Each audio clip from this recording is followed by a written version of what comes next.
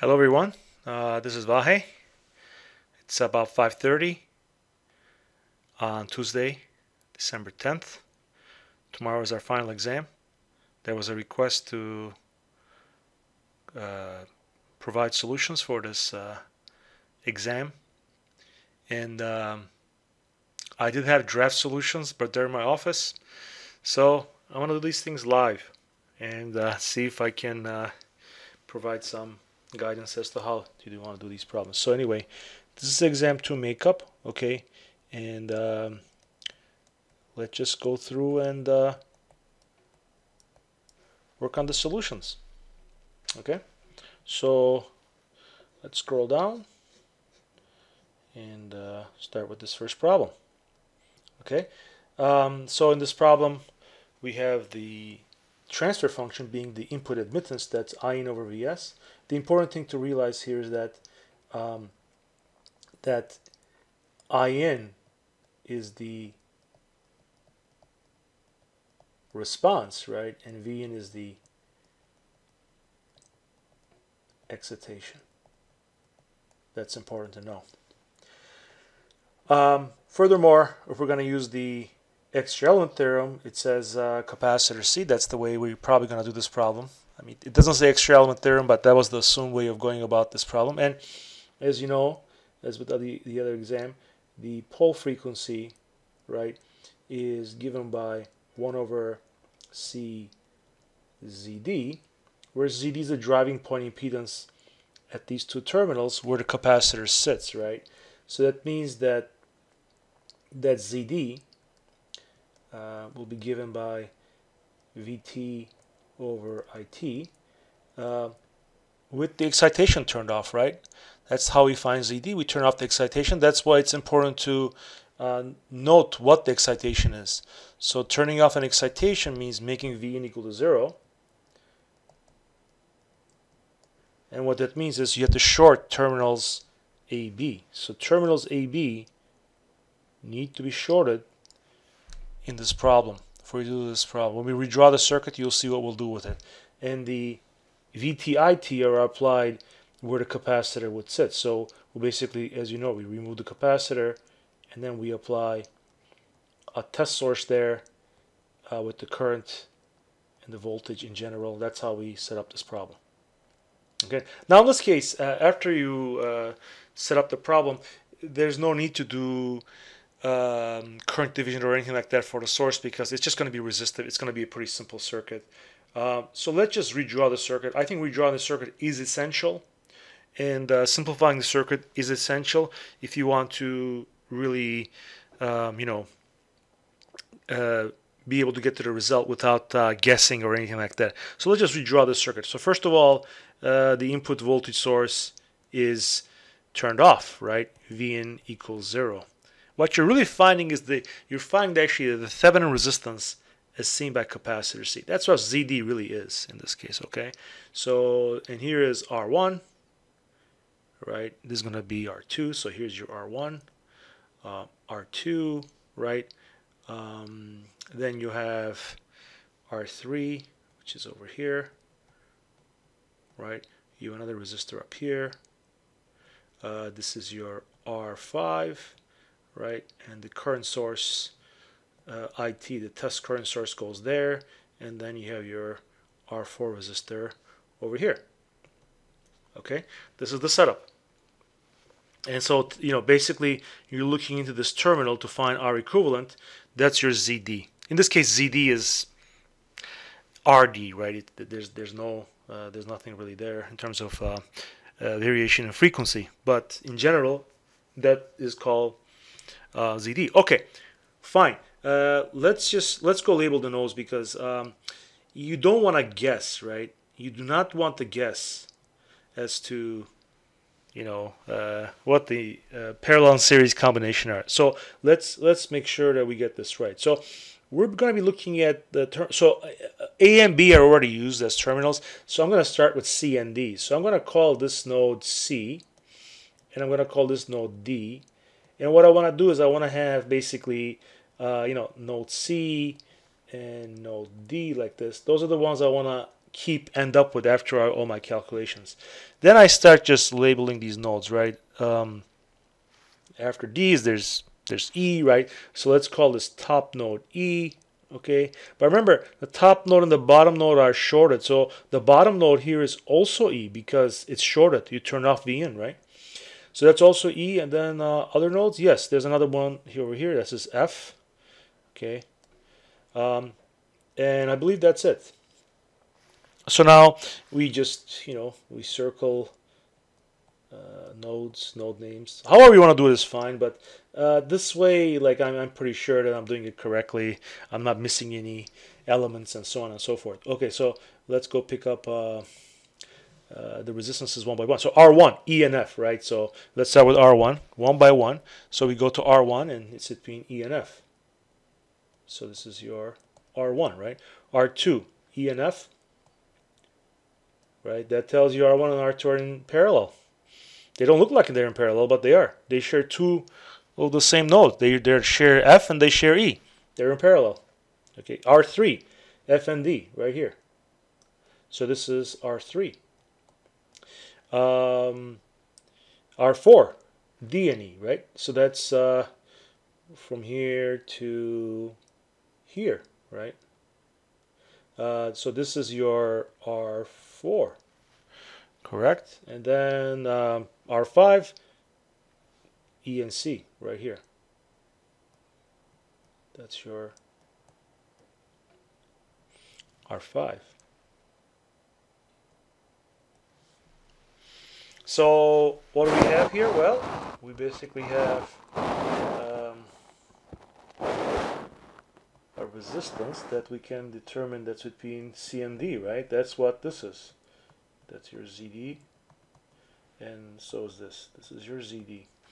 And now you can do it by inspection, right? So we see, go to the innermost resistance first. So you see R1, right? R1 parallel R2 plus R3, right? So plus R3 in parallel with R4 plus R5, right? Correct? I think that should be correct. Again, I'm kind of doing these live, so if there are any errors, you'll have to let me know and deduct points from my score. Okay, so ZD, right, we write as, okay, what did I say? R1 parallel R2, right, that's the innermost resistances. Then you add that to R3. When you add it to R3, F gets eliminated. And then this gets parallel with R4. And when you add that to finally R5, E gets eliminated. And now we have a resistance of ZD as shown between C and D. And that's our solution, right? So then, this leads to the fact that, you have omega P is equal to 1 over C ZD. Some people wrote down S equals minus 1 over CZD. That's correct as well, right? S equals minus 1 over CZD. I mean, where is that coming from? That's coming from the fact that the denominator, right, is 1 plus, right? So it's 1 plus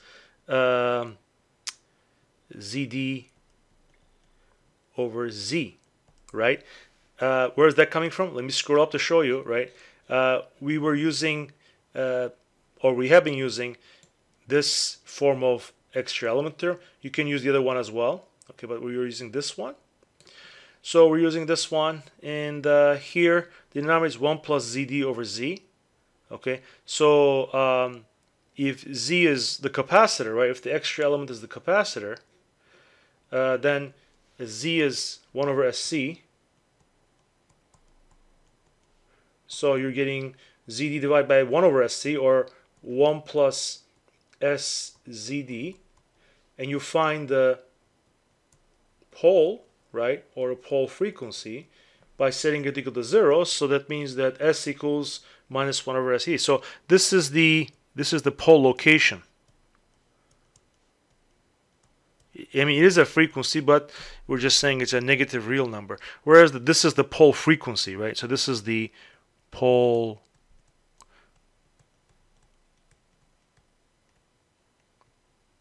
they're both fine, but sometimes these words are used interchangeably. But here I wanted the pole frequency, and that's why I go with this. Okay, so I hope this is useful. Now we're starting. This is number 1, and I'm talking way too much, but I hope you're able to get some additional insights as we go along, and not the answer. If you wanted just the answer, I could have done this silently. Maybe some of you prefer that I do it silently. Okay. Anyway, so at least I'm talking through it to walk you through it. I mean, I hope you find it useful. I don't know. I didn't do it this term. This is the first time I'm doing this term for 410. So we'll see. All right. So now, second problem. This is the same thing but different, right? So now this one I was going to talk about Zn. Same thing. I won't belabor it, but basically what we're going for is a zero frequency, and it turns out the zero frequency in a very similar way is equal to 1 over Zn times C, or Czn, doesn't matter. It's this. So it comes down to finding L. I'm sorry, finding Zn. What's Zn? Well, Zn is defined as the null driving point impedance. It's also some kind of a driving point impedance, but it's the null driving point impedance where you set the response equal to 0. So here, if you look at it carefully, right, again, the denominator transfer function, In, this is the excitation, right? And I out is the response.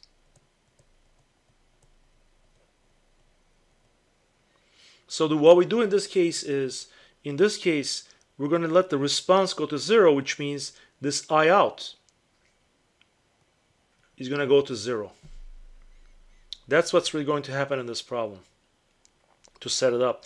And then, very similarly, right, what we're going to do is we're going to remove the capacitor, right, and then we're going to have a test source put in here, right, ITVT. I'll do that in a second. But that's what's going to happen. All right? So the response means that in this problem, Zn is Vt over It with the response equal to 0, which in this case, like I said, is In equal to 0. Sorry, I out equal to 0.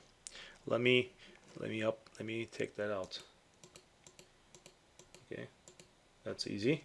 Okay, so I out equal to 0 because I out is our response. All right, let's redraw the circuit and just work from there. Okay, so I'll try to be as specific and as explicit as possible. So let me now draw the circuit. Okay, so a little bit of redrawing, but we'll work through it. So in this problem, right, one thing to note is that the excitation In, which I'm drawing right now, it stays, right? It stays in. You don't turn off In. However, you should note that in these kind of problems where you're setting I out equal to 0 or the response equal to 0, the input or the excitation stays in, but the result, Zn, should not be a function of In. In should not appear in your expression. So that's one thing to keep in mind, okay?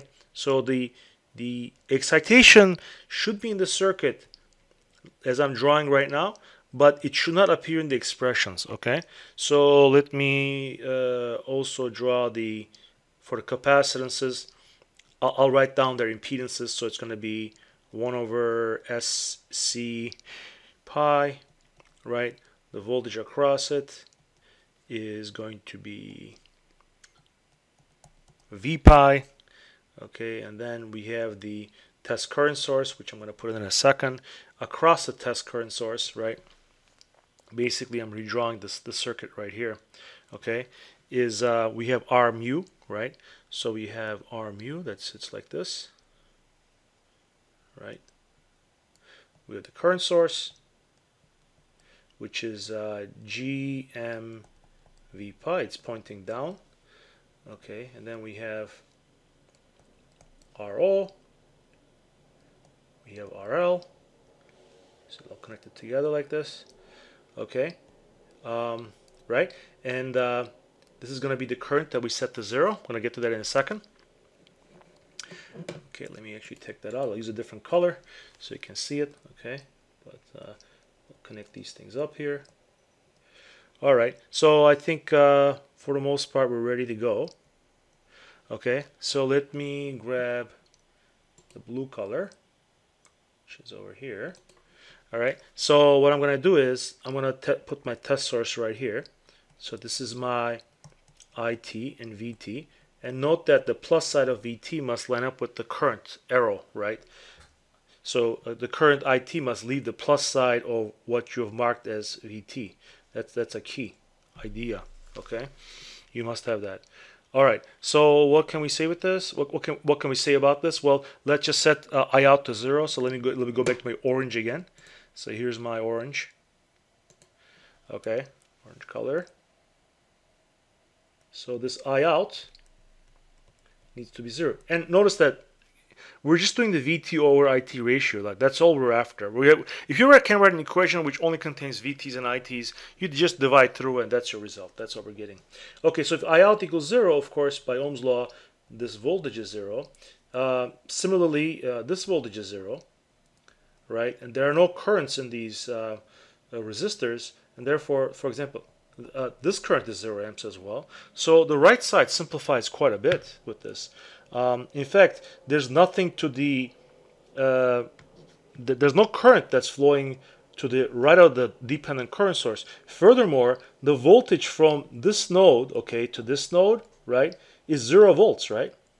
So the voltage across this current source is 0 volts. It doesn't make the current source 0, but the voltage across it is 0, because if you start at the top and go to the bottom, there's no voltage drop. The current source, dependent current source, the RO resistor and RL, they're in parallel. They share the same voltage. All the voltages across those devices are 0. That's key, because if you look at this inner loop now, you write a KVL, V pi is a voltage rise, VT is a drop, 0 is a drop. That tells you that V pi equals VT. Or VT equals V pi. Take your choice. Okay? That's from a KVL inside the loop, so we know this fact. Okay? Now what do? Well, we simply write a KCL equation right here. Right here. KCL. If you write a KCL equation there, it's up to you how you want to do it. But we just have three currents basically, right? We have the current IT flowing out, we have the current GM pi flowing out, and then we have the current through this R mu. Now, what's the current through there? Well, it's directly across VT. So the voltage from here to here across R mu is also VT. And by Ohm's law, there's a current that flows this way, VT over R mu, and that current is coming down here and down here, right? So if you look at that node for KCL, what do we have? Well, we have VT R mu coming in, and we have GM V pi and IT leaving. So KCL is giving a very simple expression. You have VT over R mu, right, is coming in, and then you have IT plus GM V pi leaving. But V pi is VT, right? V pi is VT. That gives us that VT over R mu is equal to IT plus GM VT, right? So now we can almost see the expression for VT over IT, but we just gotta take it a little bit at a time. So if you put this on the left side, you have VT over R mu minus GM VT, that equals IT, right? So then just algebra now, there's not much going on, right? So now we have what? Well, we have VT common, so you have 1 over R mu minus GM equals IT, and we're done, because ZD by definition is VT over IT, and it's equal to 1 over this thing in the parentheses, 1 over R mu minus GM. And if you multiply top and bottom by R mu, you'll get that this is equal to R mu divided by 1 plus GM R mu. And that makes sense because ZD is in ohms, right? And this is in ohms, R mu is in ohms, and the denominator is unitless. Okay, so what's omega p? So I'm sorry, what's omega z? Omega z is 1 over C Zn. So it's 1 over C, and Zn is simply R mu divided by, right? Let me clean that up a little bit. So it's basically R mu divided by 1 minus GM R mu, right? So then, I mean, we're just doing algebra. The problem has been conceptually done for a while, right? So C R mu. So that's the expression. So this is how you find this omega z. Okay, very, very similar. I mean, this is basically a Zn problem. It's an extra element theorem Zn problem. Okay, so let's move to the next one, because I don't want to keep you here the whole night. I can talk about these things a lot. Okay, all right. So G12. What's G12? Well, G12, you don't have to guess, right? G12 is right here. So the way you can get G12 is looking at this expression right here. Okay, from here that you know that to get G12 you set V1 equal to 0 and compute I1 over I2. So G12 is equal to I1 over I2. Okay. With V1 equal to 0. I hope everybody can see where that's coming from, right? G12 is I1 over I2 with V1 equal to 0. So let's go to that page and then just work through it. Because in this problem, let's see here what I asked. Direct calculation, right? So let me just write it down again so you see exactly what I'm talking about. Okay, so G12, okay, is equal to I1 over I2, right? I1 over I2 with the V1 set to 0, right? So what does that mean? Okay, I mean, we're doing it all the way through. We have to identify excitation and response. That's the key. It's really the key to doing these kind of problems. And you do it consistently, right? So what we're doing is this I2 is the excitation, right? This is the excitation. So that means that I have to put a source here. The source goes right there.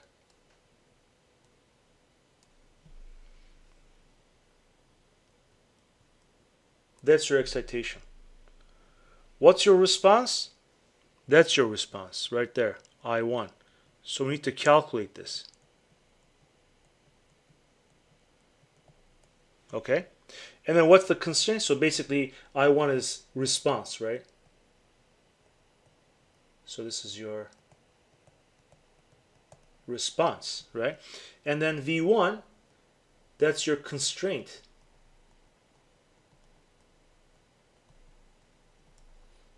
V1 equal to 0. It means you go here and you short these two terminals. So that's the setup. Okay, I mean you're making V1 equal to 0 volts when you do this, right? And this has an impact on what happens to all these elements, right?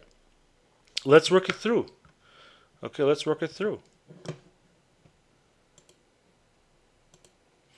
So R1 and R2 are in parallel between these two terminals. So the voltage across those are V1, right? So the voltage across R1 is also 0 volts. Voltage across C1 is also 0 volts, which means that their currents are 0, right? Right? So this is 0 amps. That's 0 amps, right? So if that's 0 and that's 0, right, you know, that means if I1 comes in, 0 goes that way. Like that current there is I1, right? So is that current there. That's also I1. And remember, the voltage across C1 is 0. So this L1 resistor, the left side of L1 is at the bottom node, right? So the left side of L1 is directly connected to this bottom node. In effect, C2, R2, L2, and L1 are all in parallel. They're all in parallel in the circuit. So that's one thing to note right away. Another thing to note is that on the left side, because these these elements are L2, R2, C2 are parallel. I mean, the voltages across them is all V2, right? So the voltage across C2 is V2. The voltage across R2 is V2, right? The voltage across L2, that's also V2. Even L1, the voltage across it is V2 this way. How do I know that? Because this terminal down here, okay, is the same as this terminal over here on its left side. Right? Does everybody see that? I hope you do, because we can draw it that way. I'm going to remove it so it doesn't make much clutter there, but those points are essential. You can go from the left side of L1 and follow it all the way down there. So the reason I'm mentioning it, it impacts the way you draw the picture, right? Because I'm going to draw the picture like this. So I hope you can follow this. So let me draw the picture, the simplified picture of what's going on here. Okay, looks like this. So we have I2, and remember we want to calculate I1. I mean, basically what you can do is you can calculate I1 in terms of I2 and divide through. Now, we don't need to calculate V2, but actually it becomes quite simple to use V2 as well, because in simplification or in analysis of the circuit, you can use current division, or you can just write down very simple current expressions. So I'm going to do the simpler version so you can see it. So here's how the equivalent circuit looks like.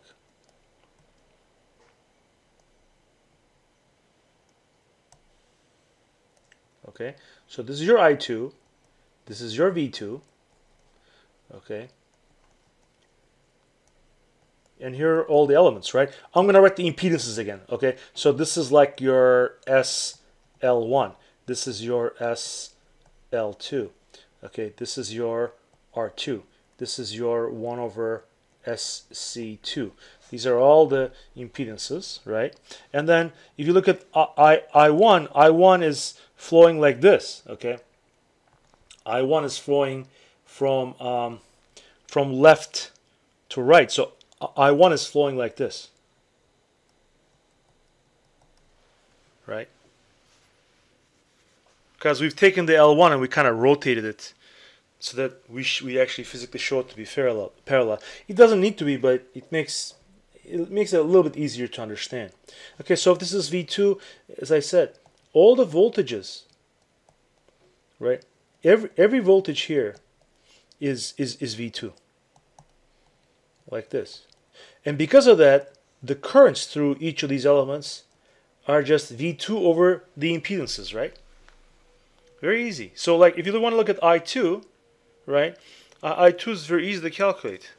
Let's start with I1 actually. So I1 is going this way, right? It's going from bottom to top. But passive sign convention, Ohm's law says the current that's going down, this one over here, is simply V2 divided by SL1, right? But we want I1 that's going from bottom to top. So that means that I1, okay, can be written as simply negative, right? Negative V2 over SL1. Correct?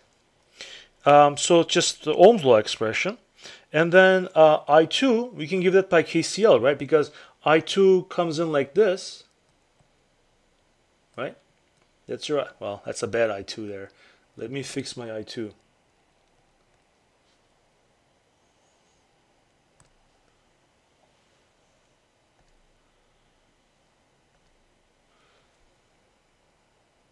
Here's my I2, right? So I2 can be given by KCL. So there's the V2 over 1 over SC2, or simply SC2 V2. There's the current through resistor, which is V2 over R2. We could have said G2 V2 as well. Plus you have V2 over SL2, okay, plus V2 over SL1. Those are all the currents going through the R's and the C's going from top to bottom, okay? And what's G12? It's I1 over I2. So let me do it this way. There's a cheap way of doing it, but let me just do it, okay? So G12 is equal to I1 over I2, which is this quotient, right? If you divide through by V2, what remains is G12. Very simple. Very simple. It's a lot easier than trying to do current division, I think, because for current division you need two impedances, and you need to keep them in parallel and all that kind of stuff to leave this to have two impedances. You might need to take the three impedances here, and anyway, you can do it that way, but I prefer this way. I think this is much easier. So you get negative 1 over SL1 SC2 plus 1 over R2 plus 1 over SL2 plus 1 over SL1. And if you wanted to, you can simplify this. You probably want to simplify it by multiplying top and bottom by I'm guessing maybe S squared L1 L2 R2, something like that.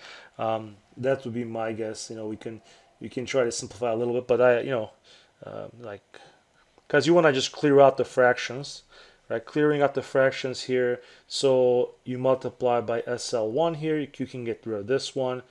You can multiply by SL2 to get rid of that one, right? So SL2, and multiply here by SL2, and R2 to get rid of this one, right? So it looks like we're going to multiply top and bottom by S squared L1 L2 R2, possibly, okay? So when you do this, okay, let's see what happens. Well, this SL1 and this SL1 disappears, so in the numerator you have, right, SL2 R2. The first term here becomes S cubed, right? S cubed L1, L2, C2, R2. Okay, this term just becomes S squared L1, L2. The R2 goes away. This term becomes plus SL1. Let's see here. SL1 R2, and this term becomes plus S L2 R2. So this is just algebra. I could be messing up the algebra, and then there's an extra S, so you can clear out the top and the bottom by getting rid of some S's, right? I'm not sure about this, but I mean, I would have been okay with the expression right here, the blue expression in this step would have been okay. But if you want to, simplify by getting rid of S's, right? So this goes away, this goes away, this goes away, this becomes just S, and this becomes S squared, I think. So it might be L2 R2 divided by S squared L1 L2 C2 R2 plus L1 L2 with an S plus L1 R2 plus L2 R2, maybe something like this. So not sure about the simplification. I don't want to sit and to waste time on that, but it can be done. Okay. So let me move on to the next one. Determine the y parameters y11, y21 for the following network. Oh, anyway, okay. So you heard me say it many times. Don't find everything unless you're really asked to. So I'm just going back to the equations just to point out what the relevant point in the expression is. Okay.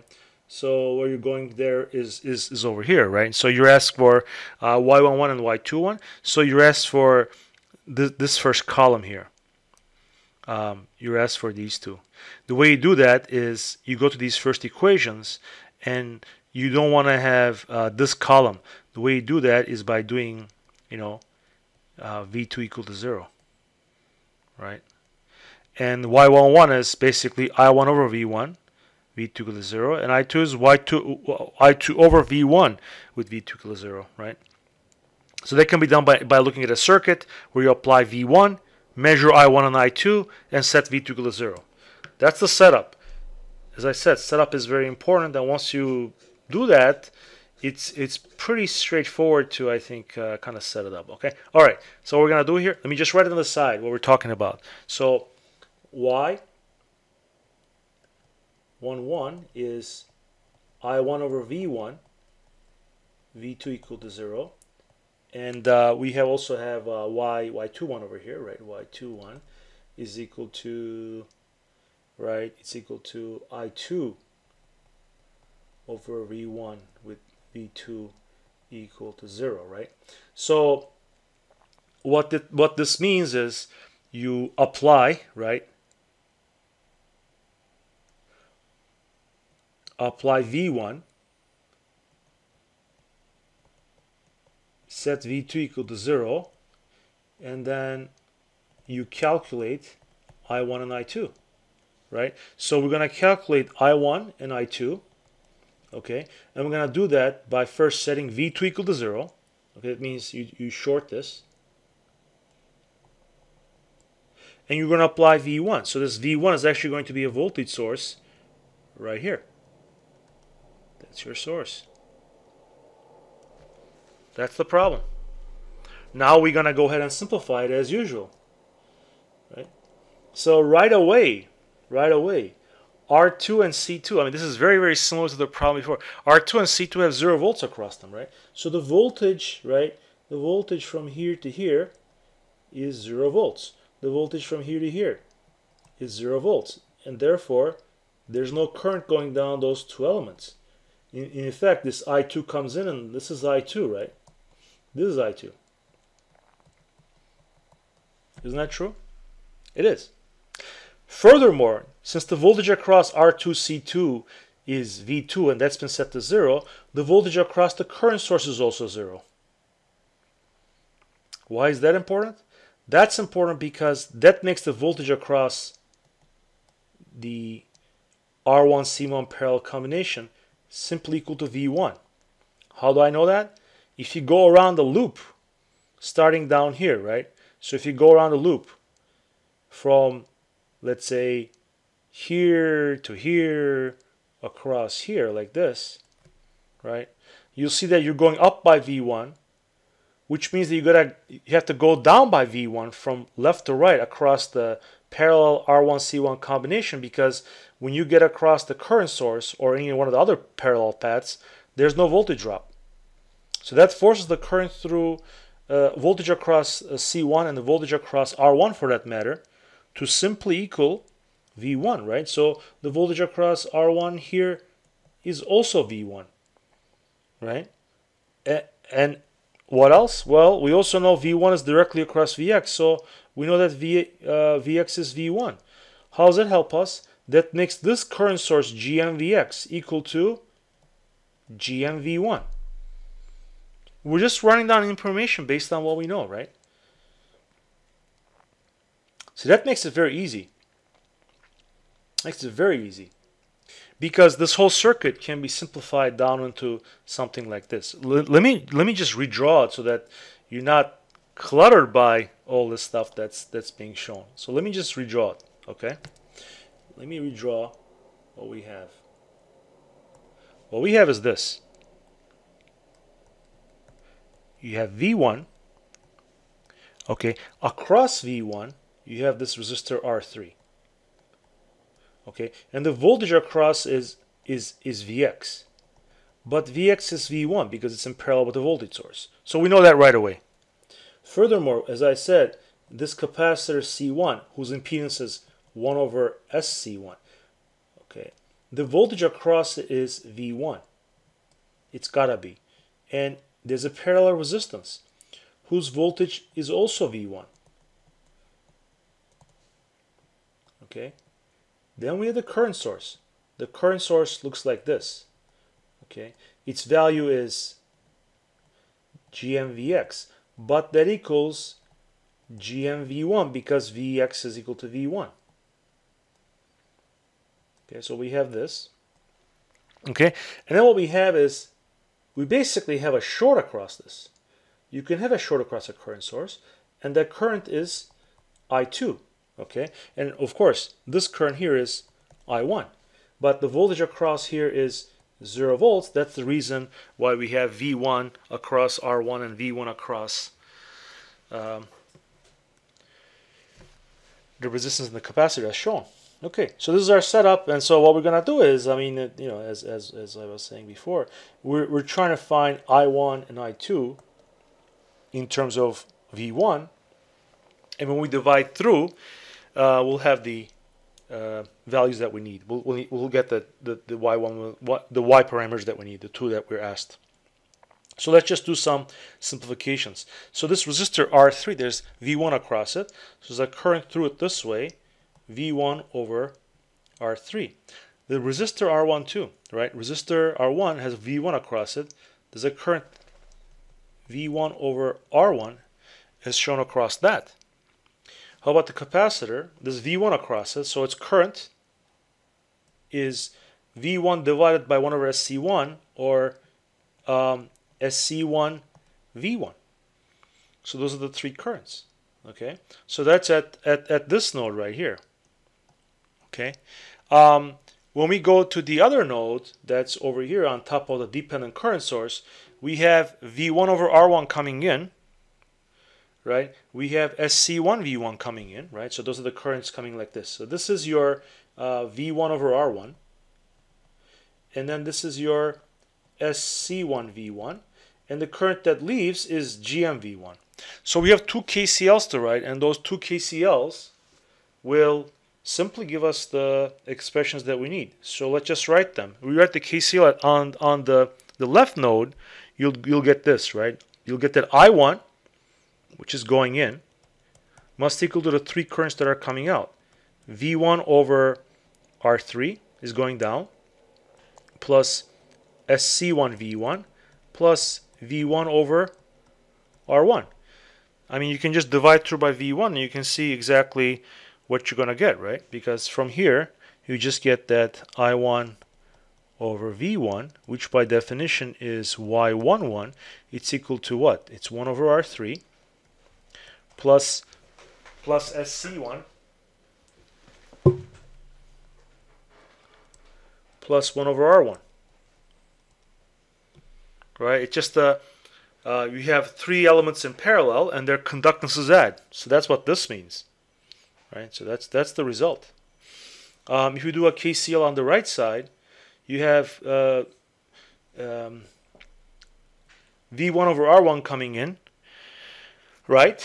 And then you have SC1 V1 coming in, and then you have GMV1 leaving. So you can write it as another, like, I mean, and I2 is coming in as well. So it depends on, you know, how you want to write it, but the way we have written is three currents are coming in, one current is leaving. So you know, on the right node you have SC1 V1 coming in, you have V1 over R1 coming in, plus I2's coming in, and then you have GMV1 leaving. So that's what we have. Solve for I2, right? Solve for I2. So now you have I2 equals GMV1 minus SC1 V1, right? And then minus V1 over R1. Divide through by V1. So you have I2 over V1, which by definition is the Y parameter we're looking for, right? This is your Y21. So it's equal to what? It's equal to GM minus SC1 minus 1 over R1. It's also some kind of a sum of conductances because GM is a transconductance, right? Anyway, so this is kind of what we're looking for. As you can see, most of it is in the setup, and setup. What I mean by setup is just writing down the constraints, noting where the excitation is, knowing where the response is. That's the key. Once you set that up, and then things just go pretty easily from there, as long as you have some consistency with the way you're writing things, and you have a little bit of intuition as to how to proceed. But there aren't too many ways of writing the equations here. There's only two nodes. Besides the bottom reference, there's only two nodes, so there's only so much you can do with it.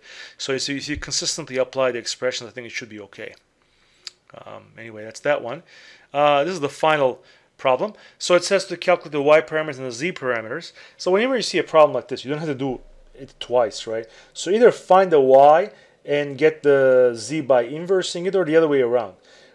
Since I'm seeing a voltage control current source, this is a classic y problem. You can do it the other way too. It doesn't really matter. But you can also do this you can also get the y parameters by doing the yn matrix, by the way, in this case. Because once you identify this is at node 1, this as node 2, and the bottom node as 0, if you simply write the yn matrix for this network, that will be the y matrix that we're looking for, the y parameter matrix, right? So that will be the simple way of doing it. You can write equations, right? You can just write the equations, the KCL equations. When this exam was given, we had not done the yn matrix, so the equations was the preferred way. So we can do that. So let's just approach it that way. So first thing we know is Vx is V1, right? So if that's true, this current source here becomes basically equal to V1 over 2.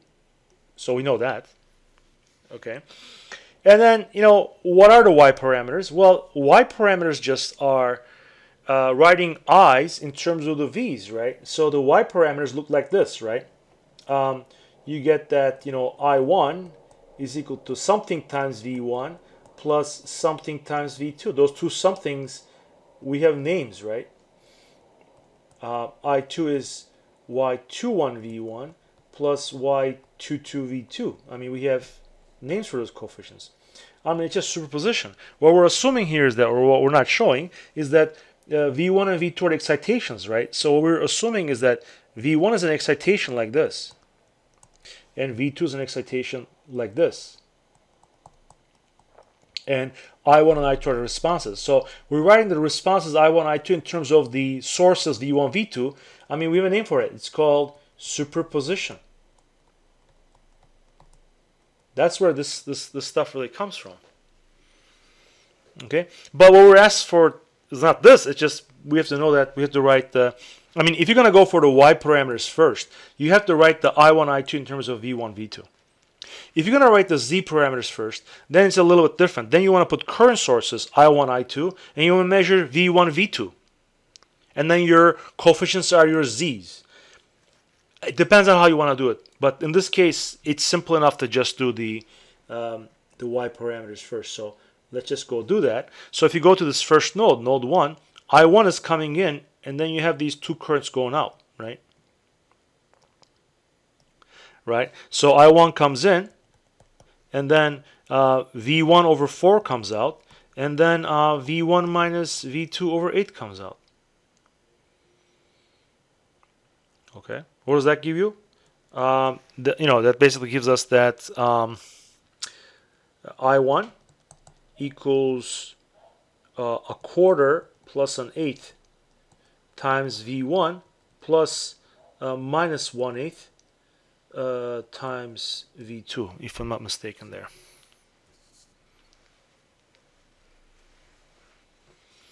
And okay, so this is at node 1. At node 2, right, I2 comes in, and then there are three currents, right? You can say these three currents come out. So I2 comes in. So I2 comes in. Remember, this is your V2 right across the 4 ohm. So V2 over 4 comes out. And then through the 8 ohm resistor, it's your V2 minus V1 over 8 comes out. And then the current going down to the dependent source, it's minus v1 over 2, right? That's what comes out. So if you look at I2 equals, the coefficients of v1 are minus 1/8, minus 1/2, and coefficients of v2 are a quarter plus an eighth. So these are our y parameters here. They're shown in the parentheses. So we want to be more careful, right? I1 is a quarter plus an eighth. A quarter plus an eighth, that's going to give you 3/8. So it's going to be 3/8 V1 minus 1/8 V2. And then I2 is minus 1/2 minus 1. So that's going to be minus 5/8.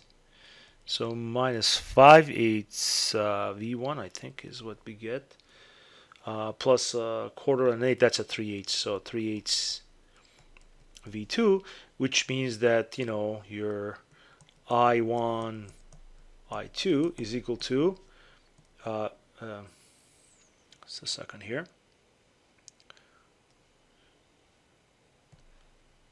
So it's going to give you 3/8 minus 1/8.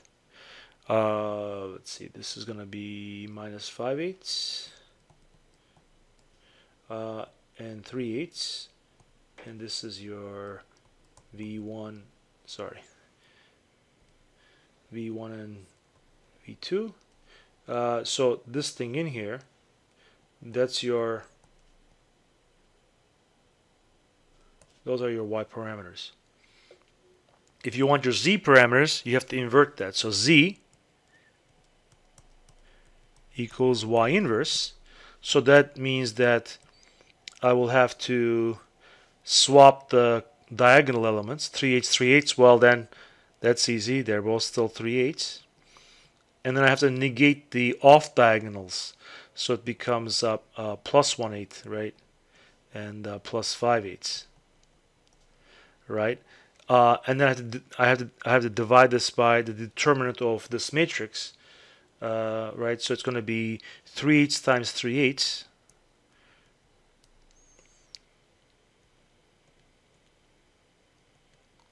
So it's going to be 3/8 times 3/8 minus minus 5/8 minus 1/8.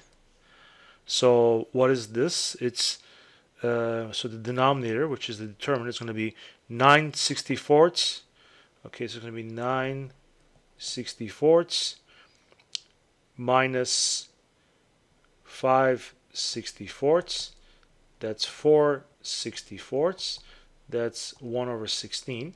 So we're multiplying this whole matrix by 16, right? So because we're dividing by 1/16, we're going to have to multiply this by 16 then. So it'll be 16 times 3/8, 1/8, 5/8, 3/8. So it's going to give you 2 times 3 is 6. So it's going to give you 6 here. 16 over 1/8, 2. This is going to be 10, right? And then 6 again. So this, or these are your z parameters. So you can check to see if this, you know, if this makes sense or not by doing some calculations. But I think that should be correct. So you know, like I said, these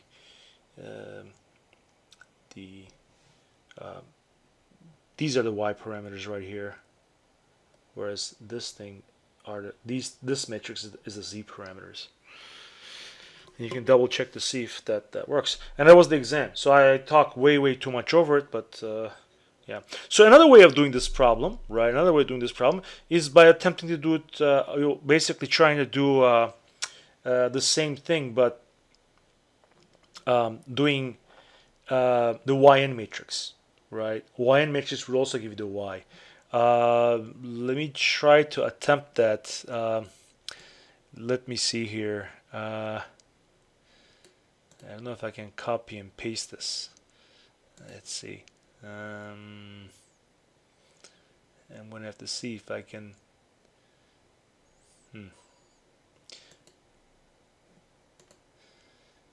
How can I do that? I don't want to do this live, but maybe I do. Okay. I was going to try to capture another copy of this circuit, but let me just redraw the circuit for you and go from there. Okay, so there's not too many components. So let me do the Y calculation. Oops. Let me do the Y calculation by, going. So let me just redraw the circuit. The circuit looked like this. Okay, circuit had 4 ohms here, and 8 ohms here, right? And we determined that this current was, right, if we look over here, it was Vx over 2, but we determined it was V1 over 2. So this is simply like V1 over 2. And then on the other side, right, we have another 4 ohm. Okay. So this is our circuit. And what we're really doing is, as I said, we're calling this node 1, node 2, node 0. And you can get the Y matrix, if you write the Yn matrix, in this case, because it's just a 2 by 2, it's also equivalent to the Y parameter matrix. You don't need what's called node suppression. Node suppression works if you have more than 2 nodes. Here it's not necessary. So what I'm saying here, another way of doing this problem would be, not would have been, because like I said, at the time when this problem was given, we had not done this method.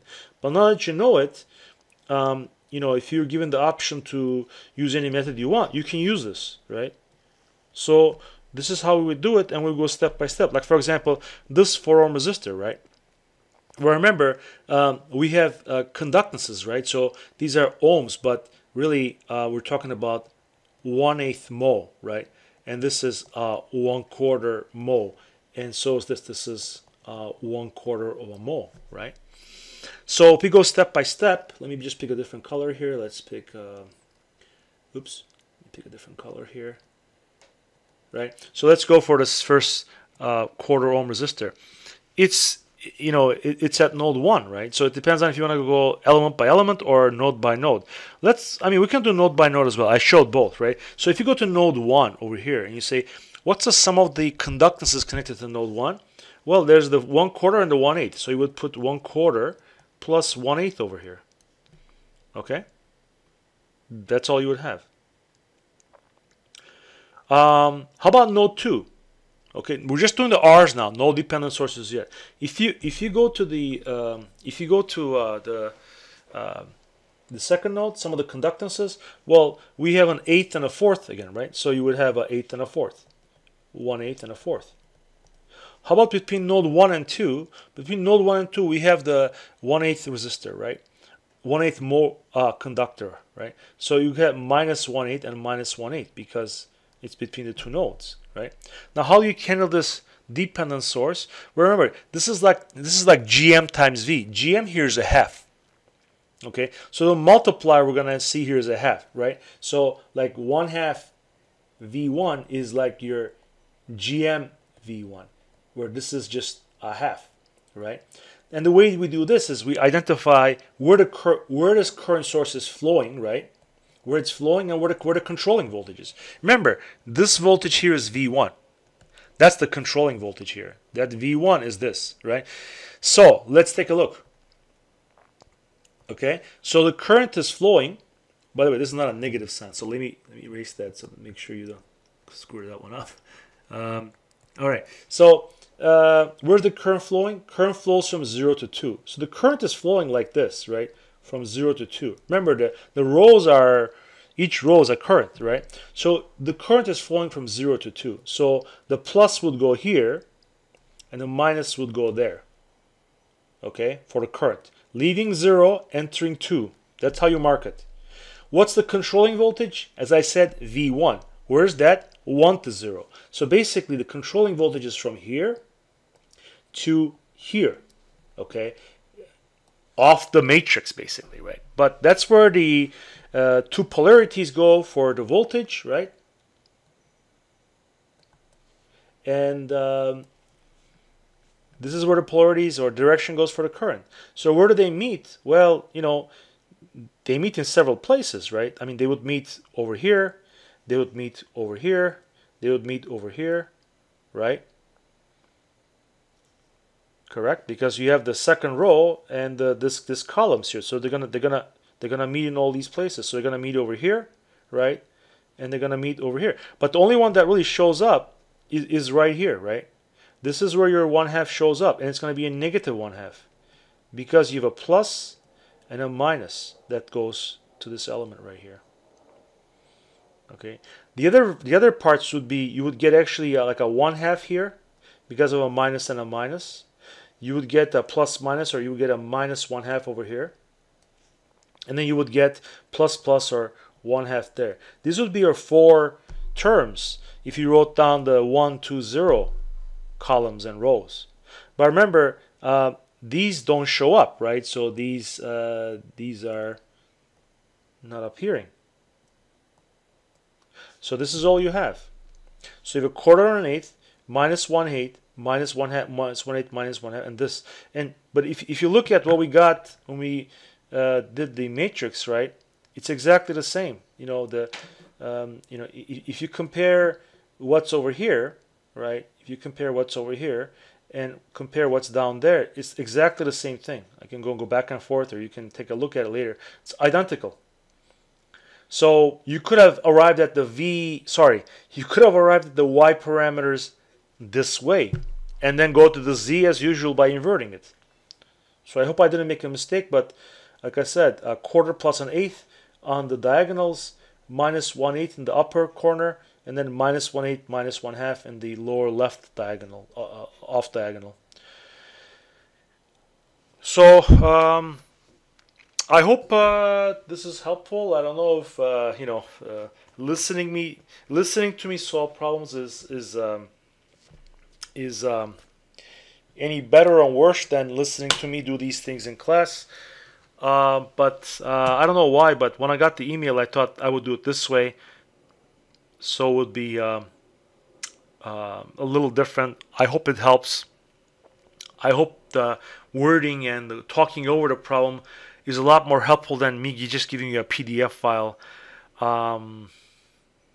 Anyway, I guess it remains to be seen. But anyway, I thank you for your patience. And as soon as I upload this, you would have gotten an email, and I hope you watch it. So hopefully it'll be a good experience. So thanks very much. Best of luck on your final tomorrow. And we'll go from there. Thanks very much. Bye-bye.